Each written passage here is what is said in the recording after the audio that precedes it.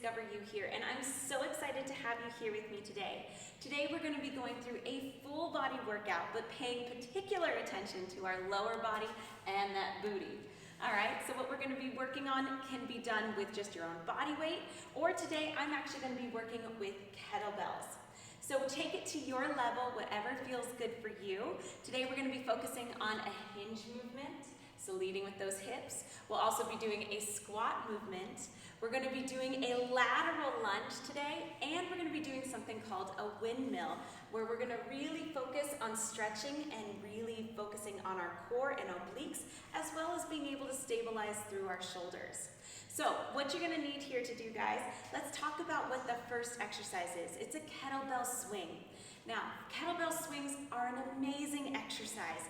Not only are they going to get your heart rate up, but they're also really going to focus on your core and on those glutes. Now, what I need you to pay attention to is making sure that you're leading with those hips. We've just got a slight bend in through that knee, all right? And then we're going to drive the weight up all the way through. We're focusing on using our core and our glutes to get that weight up. We don't want to feel anything in our shoulders or upper body.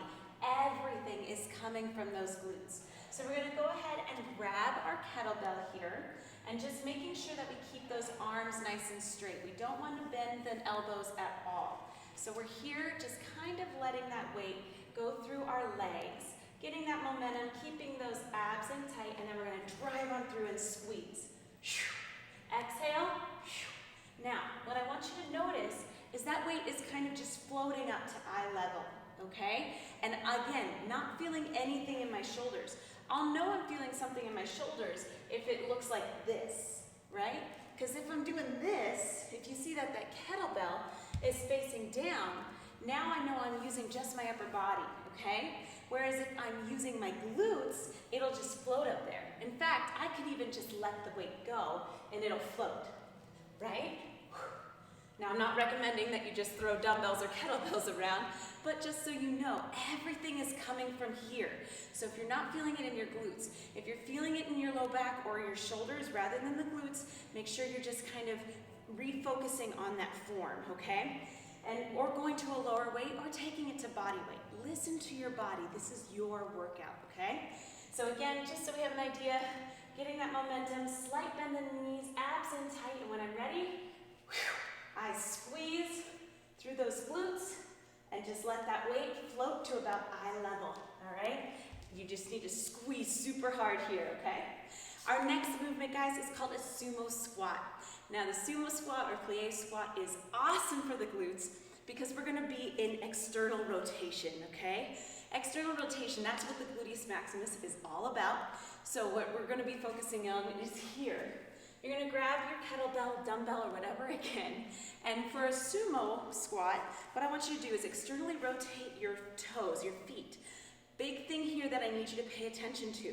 Don't let those knees cave in, okay?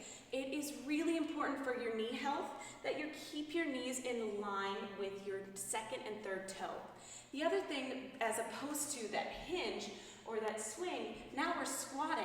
So now I'm keeping my chest upright and I'm going to be sitting down into it. That's the difference here. Now, again, toes out, knees in alignment, chest up. I'm going to come down to that seated position, keeping my arms nice and straight.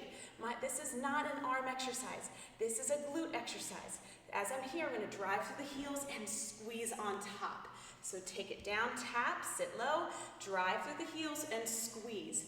All right, just for a side variation or side view. Again, I'm coming down here, chest is upright. I'm going to drive through my heels. Exhale, squeeze. Down, exhale, squeeze. All right? Now, our third movement is called a goblet lateral lunge. Now, the reason it's a goblet lunge is because we're going to be holding the weight here at our chest. When we hold the weight here at our chest, now we're really engaging through our core. We're also going to be doing a lateral movement so that we're working all planes of motion.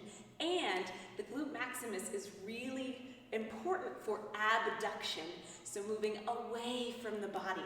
So go ahead, grab your kettlebell or your dumbbell, and for this lateral lunge, I need you to step out laterally. Now take a look at my feet here, right? My feet are not turned out at all. They are complete mirrors to each other, completely parallel.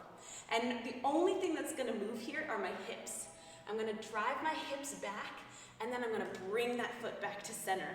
So again, step, so that my feet are mirroring, all right? Sit back and drive on through. Just so you have another variation or a view of this, notice I step, see if you can see, step, sit back, and drive, all right? Now notice that I'm not stepping and then lifting my heel or moving my knee ahead of my toe, all right? It's really important here that you recognize that it's my hips that are driving back and then coming up. For a full side angle, again, step, hips drive back, my knee is stacked over my ankle, my chest stays upright, abs engaged, drive through, okay? Everything should be felt here and in the back and obviously in the core, okay? Last but not least, guys, we've got a windmill. Now, windmill is an awesome exercise, again, for the core, the obliques, and stabilizing through the shoulders. Grab a lighter weight, or again, in no way feel bad about doing body weight. Body weight here is phenomenal. You'll still get great results. So, from here, I got about a 15-pound kettlebell. I'm gonna lock it up overhead.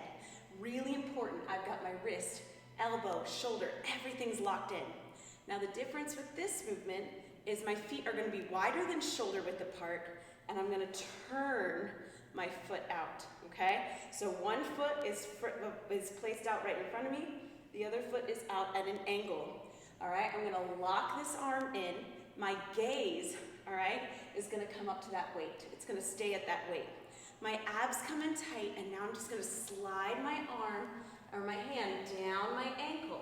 All right, I'm in this nice position like a windmill. My arms are locked out. Now I'm gonna engage my core and exhale, and restack.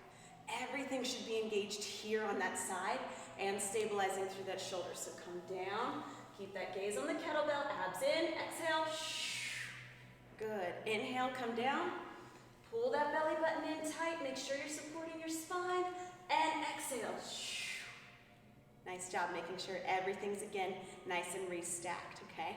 Bring it back down to the shoulder and back all the way down to the floor. All right, guys, so those are our 4 movements today. But what we're gonna do is today we're gonna do it in a circuit, okay? So each exercise we're gonna be doing for about 30 seconds, and then you'll have a 30-second rest to kind of get ready and prepare for the next movement. We're gonna go through that whole circuit 3 times. So your total time today is gonna be 18 minutes. So go ahead, guys, make sure you're nice and warmed up before we get going, and let's get working out.